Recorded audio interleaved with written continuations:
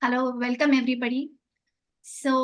This webinar is organized by Pune River Revival, that is PRR, along with Jeevit Nadi. So, let me tell you a bit about what PRR is. So, we are a group of organizations and individuals who mainly work for rights of rivers. So, we want the rivers clean, flowing, naturally beautiful, pollution free, and with rich biodiversity. Now, along with these rights of rivers, we have also questioned a famous project called as Pune RFD. It is riverfront development, but in its current form, it looks like riverfront destruction. So this project has budget of 4,700 crore rupees, and it's all taxpayers' money. And let me tell you, not a single rupee is planned to be spent on cleaning the rivers or to treat the sewage. In current Pune rivers, we only treat 30% of our sewage, and rest of all is simply dumped in rivers. So this project will not address that problem. So what are they going to spend this money on? So they are mainly going to construct river embankments on both the sides, and this is 44 kilometers long. So if you consider both the banks, it will be 88 kilometers of construction project. Along with it, there will be some commercial places like food malls, jogging tracks, and parking spaces. So this is what they are planning to spend this money on, and that is why we are questioning this. And we are not just opposing this project, but we have also given them sustainable alternatives. Now, what are our alternatives? Our alternatives say that restore the natural flows of streams and river, keep the river healthy, clean, pollution free, and we want to have fish, birds, and greenery, and we want to have enhanced habitats and enhanced biodiversity. So this is what we are working on. You can see more details of what all we are saying and what all we are working on our website, which is puneriverrevival.com. You can also visit our YouTube channel, which is you can search on YouTube Pune River Revival, and you can see lots of informative videos there. We are also on Twitter, Insta, and Facebook. So now I won't take much of your time, and I will hand it over to Shaila Jatai to introduce our speaker, Professor Gurudas Nulkar.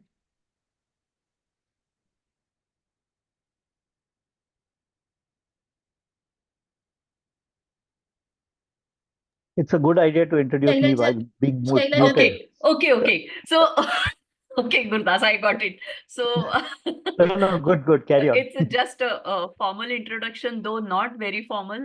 We know Gurudas for a long period of time. And if I have to introduce him, it is going to be 2 pages introduction where I don't want to spend the time in introducing him, but rather than he talking about the Jal Mulya, which is his expertise. He is actually currently heading Gokhale Institute's sustainable cell, which are doing a lot of projects. He is also faculty to Kanpur IIT and many other things. He has wrote many books where hidden life of trees and Anartha Shastra I have read. Others I have not read, very frankly, but they are amazing. And Anartha Shastra directly connects with you, or it breaks the myth of current GDP and all the things which you are talking about. So this is the right subject and right time, Gurudas. I feel that we understand the ecology and economics and what exactly is Jal Mulya about. So over to you. I leave it to you. We will have some sort of a format that about 15 to 20 minutes you will talk about on this. And later on, let's have an interactive session because people will have a lot of questions, and let's continue with more of an interaction. So over to you, Gurudas. Thank you. Thank you so much. Thank you, Shailaja. It's always my pleasure to be with the PRR and the Jeevit Nadi people, because one is, of course, I'm a part of that, but also that there are very like-minded people who see the world in a manner that needs to be really looked at. So it's always a pleasure to be with this crowd. And many times it does feel that you are preaching to the choir, because they are already all the people here on the screen right now are already quite learned and educated in terms of water knowledge. And yet, Shailaja wanted me to do this, so here I am going to present a little bit of what we are trying to do here. So this project Jal Mulya is a project which we have initiated very recently. We are working with three organizations. So I'm representing the Center for Sustainable Development at the Gokhale Institute. We are a 93-year-old institution in Pune, one of the oldest research and education institutions in the country for education and economics. But the Center for Sustainable Development is a very young center. So we are just about a year and 3 months old. We started off our journey on 1st of January 2023, and we have been working on various projects which are essentially research projects, but which lead to solutions. So we are not we are not conducting research for the sake of research or publications, but for the sake of finding solutions in the Indian context. So a lot of sustainable development solutions tend to be coming from the global north, which is the developed countries, and they tend to promote solutions which are adapted towards their biogeography, one, and second is also they tend to try and sell technology which they already have. Yeah, one of the classic examples is that of hydrogen. The West is trying to push their electrolyzer technology on us, but we already have our homegrown real green hydrogen technology. But unfortunately, a lot of projects are going in the electrolyzer way. So yeah, but there are many examples like that. So coming back to Jal Mulya, so the Center for Sustainable Development, we are working with two other organizations. The one is Pune International Center. I think all of you must be aware of Pune International Center, which is headed by Dr. Mashelkar and Dr. Vijay Kelkar. And the other organization is Pune Knowledge Cluster, which is PKC, which is sponsored by the principal scientific advisor to the Prime Minister. So the PSA's office is made 6 clusters in India, of which one is in Pune Knowledge Cluster. They're doing a phenomenal job of connecting people and organizations across the city to work towards these challenges. So PIC, PKC, and CSD, there are 3 organizations which are working on Jal Mulya. So Jal Mulya is a concept which I will very shortly come to, and I completely acknowledge the fact that I am amongst a very learned crowd. Several of you are experts in water as well as river, and yet, please forgive me if I'm too simplistic, because a heterogeneous crowd needs to be addressed in a manner which might irritate some of you, and which might, so it's very difficult to walk on this line. But yeah, I'm going to probably simplify or oversimplify some of these things in water. The first thing is, humans and fresh water, and this is something which has a very long history.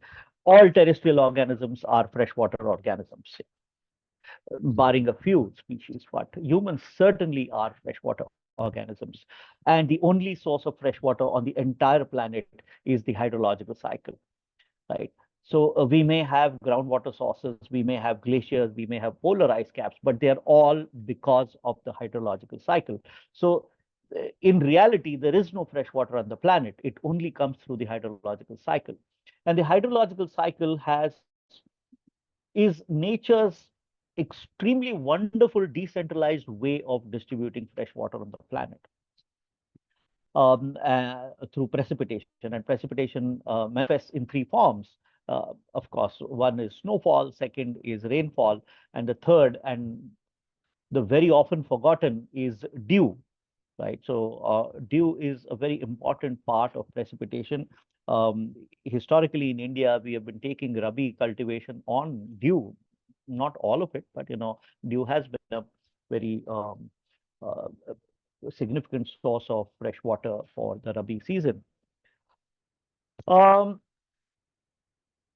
However, even when I say that precipitation is one of nature's most decentralized way of distributing waters, it is not equitable. There are places on the planet which don't get rains for 8 to 10 years. There are places on the planet which get 6,000 millimeters of rain, which flood perennially, and so on and so forth. So it's highly undistributed, unequitable, unequal in terms on the entire planet. So therefore, we have deserts, we have degraded lands which which are not capable of having a vegetative cover, and so on and so forth. So therefore, coming back to what Prajakta was mentioning about rivers and riverfront destruction or riverfront development, as it is said in bureaucratic circles, it is the cardinal duty of rivers to take this fresh water to hinterland. And that, I believe, is the singular most important function that mankind is associated with rivers, right? Because if you look at the history of mankind, around 13,000 years ago, we discovered agriculture. And once we discovered agriculture, our water use changed completely. Till today, the most significant use of water is in agriculture to produce food. And that has been changing. So 13,000 years ago, when we discovered agriculture, we kind of settled around rivers, freshwater sources. Before that, we were mainly occupying lakes and reservoirs, lakes and freshwater stocks, as well as around the sea, estuaries, all of those.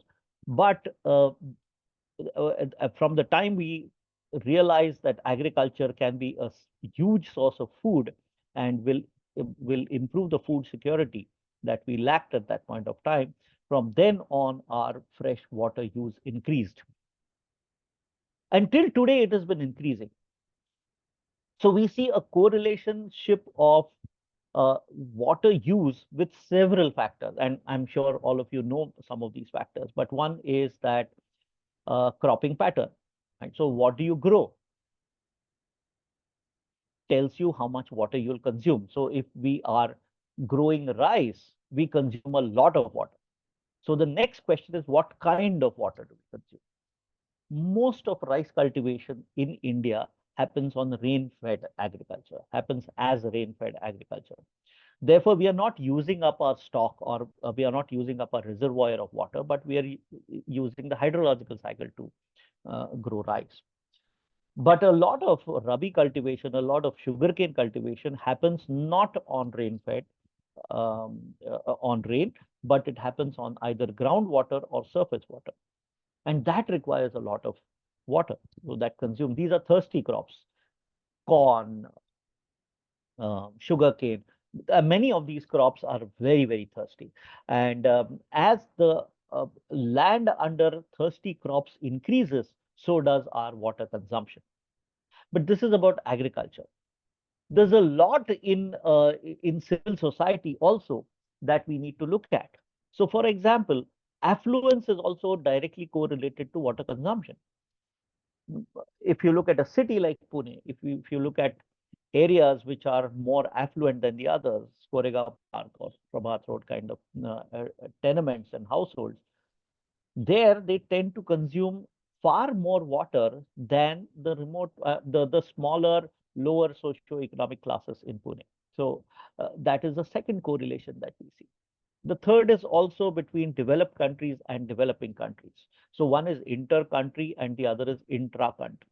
So in inter-country, you will see that developing countries consume far more water resources than developing countries do.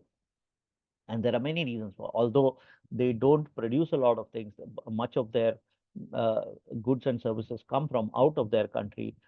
Even food comes from out of their country, yet they have a very high water footprint. The predominant type of food culture also decides how much water you consume. So a largely vegetarian food culture is less water intense than a largely non-vegetarian culture of food. Right? And you have the famous hamburger effect that economics knows of Mexico and North America. Then you also have a very strong correlation with the type of businesses that there are in the country. So a country like Bangladesh or Sri Lanka, which has a dominant textile business community, is a significant consumer of water. On the other hand, a country like Dubai, for example, which is not making anything except crude oil, consumes less water in terms of a water footprint. And of course, but they have a much higher carbon footprint. So that's not the point. There are other things to it. Um, so looking at that, water is significantly correlated to many of these kind of variables. And I didn't talk about a lot of other variables that we research shows that there are many other variables which water use is connected with. So the question now is, how do we price water? And that is where the Jal Mulya project comes in. Currently in India, water is priced by classifying it to the use of water. So agricultural water has a different price, industrial use of water has a different price, and domestic use of water has another price to it. And it varies with states, it varies with cities, urban local bodies charge different prices. Mumbai charges different and Pune charges different. Delhi might charge another price to it.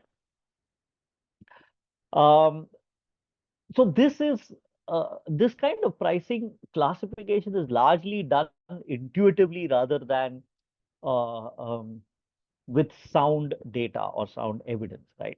Uh, Food is consumed by everybody. We need food to survive. So therefore, agricultural price of water is the lowest. And agriculture also that we know of is one of the least profitable businesses on the planet. And therefore, to keep the input cost low, the government prices water at its bare minimum. Industries, on the other hand, have a lot of profitability, and they are also guzzlers of water in some of the industries at least, and therefore they have to be priced much higher than agriculture or domestic. And in domestic, you and I, we survive with water. We need water for our daily activities. We need water to drink, for food, everything, and therefore it is priced differently. So this is a very simplistic pricing mechanism that we have today. If you look at price theory in economics, price theory says that goods and services need to have a price which is self-determined by the market forces, right? So what is the demand, what is the supply, and that should dictate what would be the price. So if you have an excess supply and less demand, then the price has to drop. If you have an excess demand and less supply, then the prices have to increase. This is what price theory tells us, and it works very well for goods which are produced in the factories and industries. Unfortunately, it doesn't work so well for natural resources, and water is a natural resource. So we have to use different pricing mechanisms for natural resources. So steel, for example, crude oil, for example, are priced not on market pricing. Well, one part is on market pricing, but it is also cost-based pricing. How much does it cost to dig out the crude oil, to convert it to petrol, to transport it, and then to sell it? That decides a large chunk of it. And then, of course, the demand and supply. So demand and supply pricing is done by the crude oil producers. And when the final refineries sell petrol and diesel, then they price it on a flat rate. In India, it is more or less controlled pricing rather than free market pricing. So that's how that is. But steel, for example, right? So steel is priced or based on the availability of steel and the cost that is incurred in digging out the steel and converting into forms that are usable by industry. And as the demand increases, or as the supply goes down, which means you have to dig deeper and deeper and the costs get higher and higher, then the price of steel shoots up. But then we come to water, and water is treated a bit differently by governments, and it is treated differently because it is what I call as an existential good. It is needed for us to survive. You and I need water to drink, to survive, to stay alive. Our food needs fresh water, and all of these things are built upon fresh water. And therefore, water pricing is a completely different subject. Unfortunately, it is so different that most of the pricing is pushed into the political economy rather than strong data driven pricing, right? So our elected representatives, for example, will never allow water price to rise. You ask any of these candidates which are standing for the current election, will you raise the price of water? And you know the answer. They'll say, of course not, because the largest chunk of vote bank they have will not like it if you raise the price of water. But if you don't raise the price of water, how can you limit the use of water? Yeah, so that's a fundamental question which has been unanswered by economists or policymakers till today, that there is no mechanism to limit the use of water or the limit the use of frivolous use of water. For example, if I own 2 or 3 cars, I'm going to wash all those 2 or 3 cars at least once a week. But many of them I see in my road washing these cars once every day. Even in these times, we are in the 8th of May, and there is no rainfall yet. And yet I see people who are washing their cars. Some of them own 2 or 3 cars. They're washing them every day. So this is something which we have to live with if the pricing is not cannot discourage frivolous use of water. Let me drink some water. So the other way is the cost-based evaluation, which is how much does it cost the urban local body or the gram panchayat to take fresh water, lift it from wherever it's going to live, to treat that fresh water and to distribute it within society. So that becomes an approach which is called in economics as the cost-based pricing approach. It's easier said than done. More often than not, the costs are far higher than the price of water, right? So the price that you and I pay for water doesn't cover all the costs. And that is where Project Jal Mulya comes in. So why is this anomaly in existence even today? Why can we not charge a price which reasonably covers the cost and keep some margin for the organization which is supplying the water?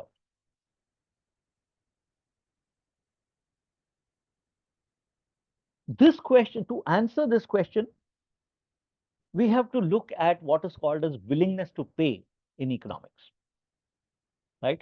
And willingness to pay is something which the consumer agrees to the price set by the government. Now, water is priced by the government. No other entity other than the bottles that we buy when we go to a restaurant, those are priced by private organizations. But by far, water which is available as a public good is priced by a water authority or the urban local body, or by some other mechanism which is a government organization. So when they are supplying the water, my willingness to pay a very high price for water doesn't exist, right? So now the question that you need to ask yourself is, why is the willingness to pay for water so low? And for that, I'll narrate the classic example given by Adam Smith in his book, which he calls it as the diamond water paradox. Right? For survival, diamonds are useless, but water is vital. And yet, diamonds are priced far higher than water. What causes this anomaly in our heads that we price diamonds higher than water? And the answer to this question was not answered for a very long time after Adam Smith formulated it in 1776 or 1786, almost at the time of the American independence. This question remained unanswered, and there were various attempts to answer this question, but it was answered fairly reasonably later on. I'll come to why it's how it is answered. But let's just dwell upon the paradox, right? So, I mean, you and I, if you were walking in a desert for 2 days without water, would you be looking for diamonds or would you be looking for water? We all would be looking for water, right? I mean, it's a no-brainer. On the other hand, if I am sitting in my house right now and I have a lot of water everywhere, it's stored in my matka, it's stored in the refrigerator, so on and so forth. Then sitting in my house, I will like to have more diamonds. So the reason the what explains this anomaly is what is called as the marginal utility. One part of it is explained by that. So we can drink about 4 liters of water. We need about another couple of liters for cooking, for various utilities, or so on and so forth. After that, the next liter of water is redundant for us. So let's say I have had my 3-4 liters to drink throughout the day. Then the 5th liter or the 6th liter of water is completely useless. I cannot do anything with it except maybe dunk it on my body, on my face, or clean something, so on. But by and large, it's a useless resource at that point of time until the next day dawns, and again I need 4 liters. So the marginal utility of water diminishes as we get the water we need for our survival as well as for whatever activities we need to do. But the marginal utility of diamonds is very high. So if I already have 10 diamonds in my cupboard, I don't have them. And if I'm going to get an 11th one, it's still very useful for me because it's more money, it's more wealth for me in my cupboard. So thus the marginal utility partially answers this question, but the other part of the explanation comes from the scarcity value, right? Water is far more abundant than diamonds. And water is available everywhere. Most of water that is available is free. Diamonds are very scarce, diamonds are not free, and diamonds cost us a huge amount of money to buy. And thus, that increases our willingness to pay. And therefore, in the Project Jal Mulya, we asked ourselves the question, how can we increase the willingness to pay for water? Right? And to answer this question, you need to break down water into 2 parts. The first part is water is an existential good. We need it to survive. We need it for our daily life. We need it for the whatever household chores we need to do. That is one part of how water is used. And the second and the most important part is water is also a business resource. So one is it is an existential good, and the willingness to pay for an existential good is very low. But it is also a business resource.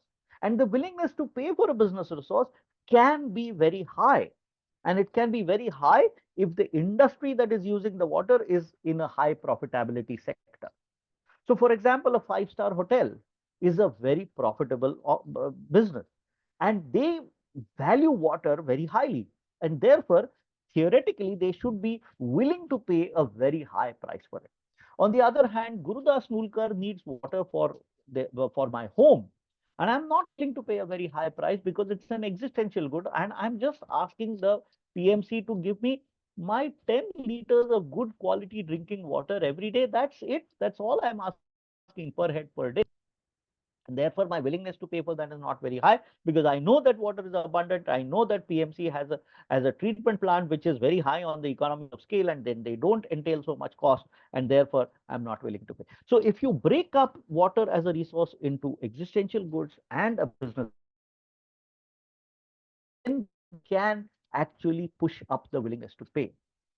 But the diamond water paradox kicks in here, and people don't realize the value of water. So when do we realize the value of water? And Bangaloreans have already realized the value of water. We've realized the value of anything when we don't have it or when it is taken away from us. And that's exactly what happened in Bangalore very recently when there was a complete scarcity of fresh drinking water for the city of Bangalore. No matter how much you contribute as a city to the GDP of the nation, if you don't have water, you're going to run away from the place. There is no option. There is no option of bringing water by tankers or by railway for a large city like Bangalore, which has more than 1 crore population. Right? It was feasible in Latur and Solapur a couple of years ago to bring water by railway because these are small towns, these are small, low population density towns, and therefore you can still bring that. But for Bangalore, there's just no way that you. And then you realize the value of water.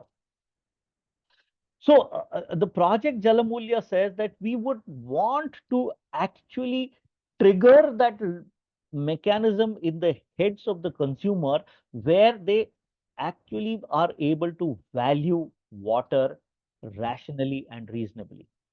Right? And how do you do that? So one part of Project Jal Mulya is going to look at stakeholder perceptions of water. Right? So we are going to address a lot of stakeholders who use water in a city like Pune. This study is spanning PMC and PCMC. Eventually, we'll go to PMRDA, which means we look at smaller municipal councils like Talegaon, Lonavala, Alandi. But at the moment, we are looking at municipal corporations like PMC and PCMC. So there we are looking at that. Now, when you talk about water, there are very distinct four things which are extremely important. The first is you have to realize what is the availability. Hey, tell me when to stop up, Rajakta, or I'll just keep going on and on. Actually, can we stop in another 2 minutes so we In can 2 minutes? Yeah, fine. Yeah. So I'll just talk about four things which matter when you're talking about fresh water supply. One is the availability of water. Second is the distribution of water. Third is the usage of water, and fourth is the quality of water. Right? Out of these four variables, availability is always limited, and it is limited by the hydrologic cycle. Distribution, usage, and quality are variables. They can vary by usage, by how we use it, and how much we use it. So if the availability is only possible from the hydrologic cycle, and we know for sure, humanity knows for sure that there is a limited supply of rainfall, snowfall, and dew, then we have to manage the other three variables, which is distribution, usage, and quality. And that is where pricing comes in.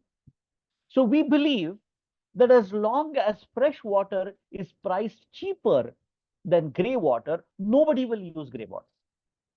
So can we build a price of fresh water to the extent where grey water use is encouraged by industries, by housing societies, by lawns, by corporate, so on and so forth. So this is the most important part of the Jal Mulya. How do you price water as an existential good and as a business resource so that it can encourage, or it can actually push, not encourage. We really want to push grey water use in maybe housing societies and large corporations which have more than 20-25,000 people, like Infosys and TCS and what have you, all of these things. That is that part of what we are looking at. And the second hypothesis is that 100% metering, which Pune Municipal Corporation aims to do in the coming months, but coming years at least, I'm sure, but the kind of pace that PMC works in, it's going to be years. 100% metering will never work if you stick to the same pricing that we were using all these time. So there are two aspects to pricing. Can we do a volumetric pricing, and can we do a price by use? So if there is a 5-star hotel, then it must be charged at higher prices than maybe a dispensary, a doctor, or a hospital which is using water for helping people improve their health or helping people survive. And the second part is the household consumption. So in Pani Panchayat, Vilasrao Salunke of Pani Panchayat theorized the concept of minimum water supply to every individual in a village, irrespective of whether that person has any land or no. Every household must get 5,000 liters of water, irrespective of whether. Now, this is such a significantly impactful concept which we need to get back, that every household in the city must get so much of water at a bare minimum cost, much lesser than the willingness to pay for it, and the rest of the water can be priced at volumetric pricing, or it can be priced at price per use. And that is exactly what we are trying to do in Project Jal Mulya. Once we figure out these variables, these pricing perceptions, the willingness to pay, and we look at the real cost of water supply of Pune Municipal Corporation, then we'll be able to arrive at a pricing policy. So, for example, today, The water department of the PMC is always in a deficit budget. It never makes more money than it spends. And if that doesn't happen, you and I will have to put water purifiers in each house. They will never be able to deliver service levels that you and I expect, because they don't make the money. They're losing money. They're bleeding. They're taking money from other sources. So can we help them get into a financially positive income expense regime? And for that, pricing is the most important thing which matters. I'll stop here as advised by Project. Thank you. Thank you, Gurudas. Just before we start question answer, Jaideep, can we have 1 minute with you, and then we can go ahead with question answers? Sure. I'll also keep it brief because we want to save time for question answers. I just want to quickly make an appeal that Pune River Revival is part of a campaign that Jeevit Nadi runs, and there's a lot of money that gets spent in terms of testing water, doing recces, doing river cleanups, and all the good work that Jeevit Nadi does. So I want to make a quick appeal here that let us all try to give generously to Jeevit Nadi. What I'll do is I'll share all the details as well as my phone number. Give as generously as you can. It's just the cost of it is really high in terms of testing. Just even one test costs thousands of rupees if you do a thorough test. So I'll give it back over to Prajakta, and please take a look at the chat. And if you can't grab all the details, just grab my phone number and I'll be happy to facilitate that. Please give generously. Sorry, just one quick thing. The thing about giving is people make a mental note and forget. So please make a quick note to yourself and commit to yourself that you'll try and get it done tonight. If not, just try to get it before you go to work tomorrow. That's how things get done. Thank you. Thank you. Prajakta. Purnima? Yes. Hi, Prajakta. Yeah, I'm here. Yeah, please go ahead. Okay. Yeah. Thank you. Thank you, Gurudas. As usual, you always make us scratch our brains when it comes to simple issues, simple resources. We don't really think about a lot of things.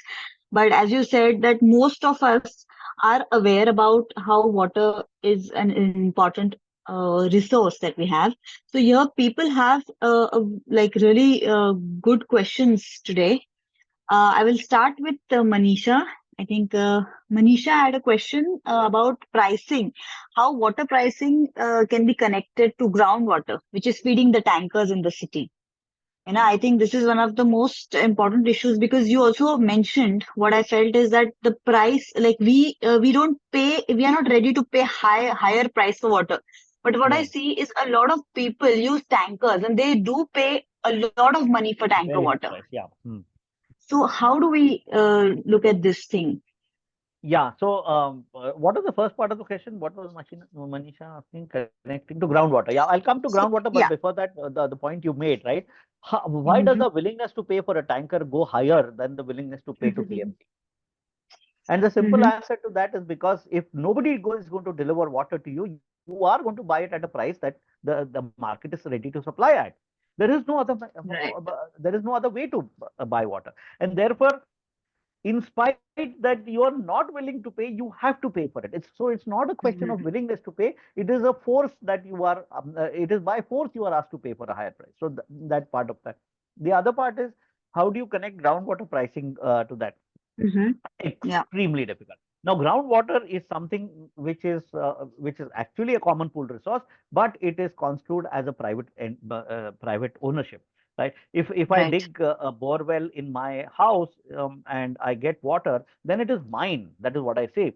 But it is not so. Theoretically, it is not so, but practically, it is extremely difficult to monitor. So there is no mechanism where you can say that you need to pay for.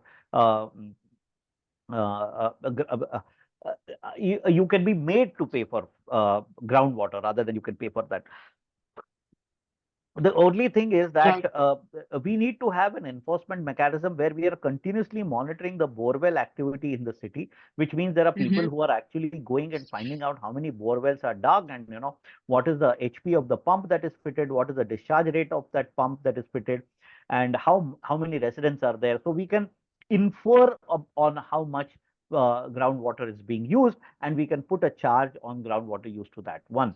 Second part is, if you look at Pune city, um, we get what, 150 liters per day per capita, something like that, 135, 135, 135. 135, 135 That's a liters standard. per, Yeah. yeah, that's the standard, 135 per day per capita, multiplied by the number of people in Pune, you would get the amount of water that is being supplied to Pune. You and I consume not more than about 5 to 8 liters of water. Let's say 10 liters of water, which is a consumptive use of water. Mhm. The non-consumptive use of water is 140 liters. So if I get 150 liters, I consume 10 liters, and 150 liters I put back into the river with toothpaste, with detergents, with so many other things, and that goes in the rivers. But if you measure the amount of water coming out at Kaudipart is at the exit of Mhm. Pune municipal limits, or a little ahead of Pune municipal.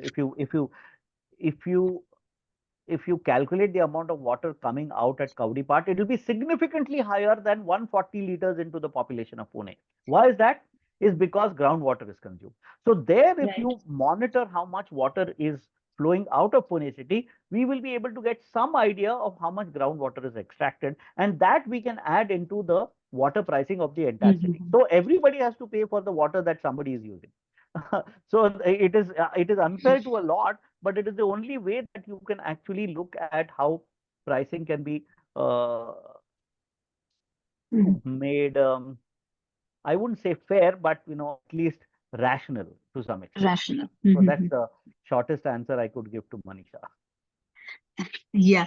So, just related to pricing, we have one more question, that how can we use pricing tools to bring circularity in water use? I think this will be like a long answer, so maybe you can cut it short for now, Yeah, but I because did we, cut it short last time. I mean, a couple of yeah, minutes yeah, ago, when I said, yes. if we break up water price into existential resource Mhm. pricing and a business Mhm. resource pricing, and overlay it with a volumetric pricing, then we are reasonably able to make Mhm. gray water use cheaper than fresh water use. Cheaper than. Okay. Yeah. Okay. Okay.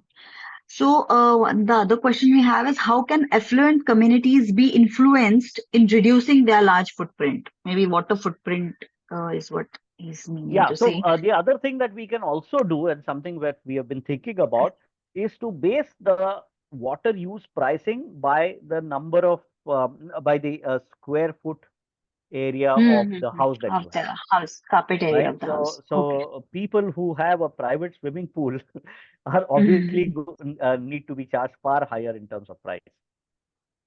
But again, like I said, it's an implementation nightmare. There's no easy way to implement these things. And self-certification, nobody is going to care for it. So it's a problem that we have to live with. Right. Okay. So, and then we have some questions on core issues. People are really concerned about what type of water meter we should be used in a residential society. And is there a like is there an existing use case of water meter, and how water has been saved because of a water meter? And So then bylaws for like saving water except rainwater harvesting. Are there any bylaws to use water maybe rationally? yeah. So, So the first part is which water meters to be, and I'm not at all the right person Mhm. to use. In fact, I have no knowledge of water meters. So you might need to ask this question to somebody who really knows water meters and the technology behind the water meter. The second part of the question is the bylaws that you have for rainwater harvesting and grey water use. It doesn't Mhm. matter how many bylaws you have, how many laws you have, how many regulations you have. It's the implementation which matters. And there are two things which fail in current scenarios.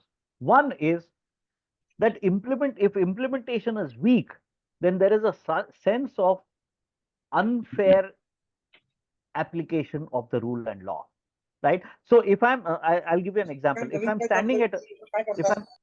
if I'm standing at a signal, and the person next to me breaks the signal and goes away, it is unfair to me because I have to wait in that sun for the next 30 seconds while that fellow is going to reach his destination earlier. So I see that as an unfair situation, and I am more prompted to break the law like that fellow has done. Thus, if you have these kind of very poor implementation, then it's very difficult to stop. I wouldn't say illegal, but behavior which doesn't conform to the bylaws. So bylaws and laws and policies absolutely don't matter if you don't have good implementation mechanism. In fact, if you have very strict rules and laws and very weak mechanism, then it promotes corruption and bribery. And that's exactly what has been a problem in India for a very long time. That's, I think, for all the resources, I think. Yeah, only yeah, for. yeah. So, one more question. Similar to green zones, based on which we have different levels of development zones, can we insist on having blue zones based on surface and groundwater mapping? Yes. So that's another thing which we can actually do, and in fact we are trying to do, is we are doing a digital twin of Pune. By a digital twin, what we mean is that we are going to create a math model of Pune's water availability, water distribution, water use, and water not quality but water supply. And we are going to make a predictive analysis of when the water will get over, given that there has been so much rainfall. And our our our our proposition is that if water is going to stock of water for Pune is going to run down in April and May, we have to start acting in during Diwali and Dasra. We can't act in April and May to save our water stock. We have to act much earlier. So that kind of predictive analytics we should be able to get from that math model. That's what we are trying to do. Great. So, one question on STP. Which type of STP for residential society is more suited to be run on solar energy? Again, I'm not the right person to answer. Sorry. Am I So I think disappointing many of you? no, I think that's okay. Plus, I feel that we can also add how they can connect with PRRs, because we will be taking such webinars where we'll be focusing on these issues also. Because I agree, water meters are saving. They are kind of a trigger to save water, but how much water has been saved using a water meter, I don't think we really know about that. Maybe you can add on it, like how much water is saved because of water meters. Because that's also one of the questions here. So somebody also put in the chat which cities have got good Yes, amount of water number. meter. Water So I meters. would suggest our neighbor PCMC has got a very large number of water meters already installed, and they are right now doing an analysis of how much water they are able to see. But like I said earlier, you will never be able to achieve water frugality as long as we use the same pricing for 100% water. Right? So 100% water metering is used without revising the pricing policy. That is what I mean. Right. You mean pricing in different blocks, right? Yes. Blocks of usage. Okay. There's a comment saying that high time we had sewage meters instead of water meters. Maybe that will help reduce wastage. Yeah. So sewage meters is something also that we had proposed some time back. I remember with the PKC PIC trio that we have, that we should measure what is the outgoing from a society. That will tell us how much groundwater you're consuming and how much sewage you're adding to the system. And one of the components of water price could be sewage price. Sewage quantity. But this is still at a very, very raw stage. We are yet to do all our analysis for that. So we have a question like right now. सध्या उपलब्ध असलेल्या पाणी पुरवठा व्यवस्थेत 35% गळती, त्याचं काय करू शकतो? Leakages. Okay.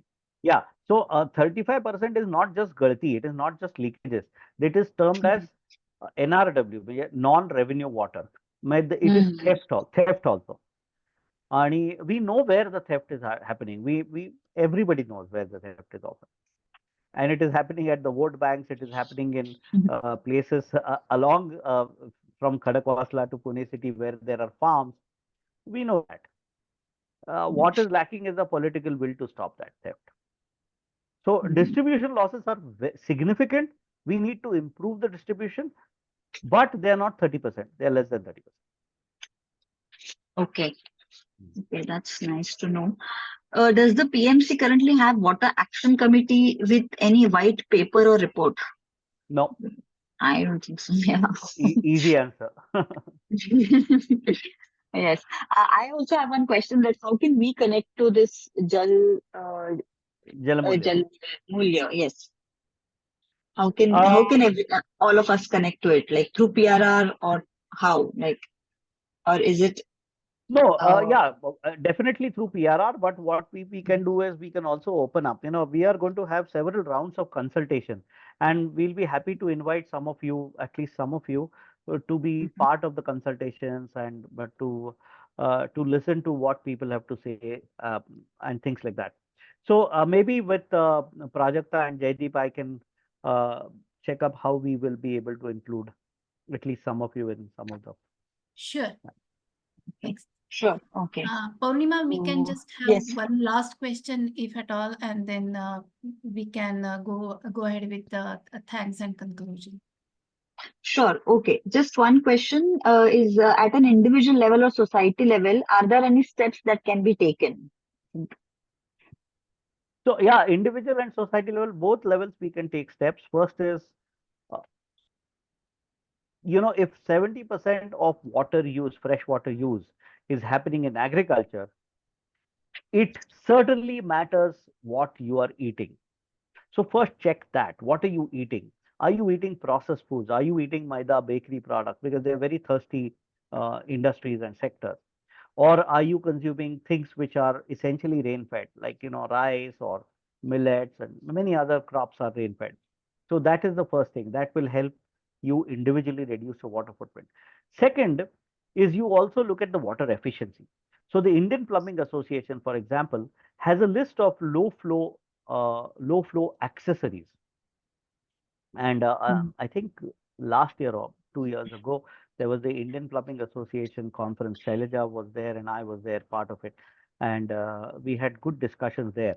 So Singapore has made policies for low flow accessories in household, in domestic use. Because remember what I said, consumptive use cannot go over 5 to 6 liters. It is a non-consumptive use that increases. So can we reduce the non-consumptive use? Yes, indeed, we can reduce the non-consumptive use by using low flow fixtures, by deciding how many times you want to wash your car, what water you want to use to irrigate your lawns, so on and so forth. So there are many decisions at a society level that can be taken in a society meeting on how you're going to use water. Can I just add in here 1 second, Gurudas? Because Yeah, since it is about the saving of the water, there are pressure compensating aerators which can be fitted into the tap, where from 5 liters consumption, you can actually come down to 3 liters of consumption by just having a small aerator being fitted. They are available on Amazon, and you just have to Google for pressure compensating aerators, which you can fit it into your kitchen sinks as well as the wash basins. So considerable amount of water can be consumed using that. Yes. Absolutely correct. That is what I meant by low flow fixtures. Yes. Yeah, low flow fixtures. Yeah, right. Thanks. Yes. So last, there's just one comment which I think we should highlight is by Kapil saying, along with thinking switch meters, we also need to ensure that our STPs are functioning, and that is like we ensure that they are functioning well, because a lot of societies do bypass it. I think that's very correct.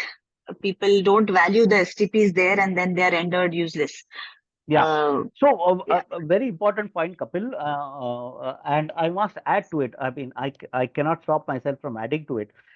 One of the things which if if water pricing was left to me, I would have added a component of how much Solapur should be compensated for their drinking water quality, right? Because we are putting our sewage untreated into Ujjaini, and Solapur is lifting water for drinking into from Ujjaini, and they are facing all these waterborne diseases. They are facing all these problems. So Solapur must actually demand a payment for ecosystem services from Pune Municipal Corporation and PCMC. So therefore, yeah, it's similar to what you are thinking, Kapil. That's it. That's it, Prajakta. Okay, please take over from here. Shubha is going to conclude our webinar. Shubha. Yeah. Hello, everyone. And once again, thank you all. Thank you, really, Gurudas, for another insightful session. I think every time we listen to you, there's one level we start off in, and then there's another level that we realize we have reached. So thank you for that, and bringing up concepts like, water being an existential good, and also being seen as a business resource. And also coming down to what at an individual level or a society level we can do to it. And I think the whole concept of Jal Mulya is really wonderful, and we hope that more of us can join and be part of this. And also, I like the concept or the thought that where implementation, even though we have so many good ideas and thoughts which are on paper, I think where we lack most of the time is getting it into practice. And I hope we are able to do more in this area. And with that, I would like to also thank everyone who's patiently been here and listening to this session. And also, please, you're most welcome to come in with any more suggestions as to what kind of sessions or what kind of topics you would like to listen to. We'll be continuing this series every Wednesday. Yeah, please stay tuned to hear more from us. Thank you, everyone. Thank you so much for inviting. Thank you. Yeah. Thank you. Bye. Thank you. Bye. Bye. Bye.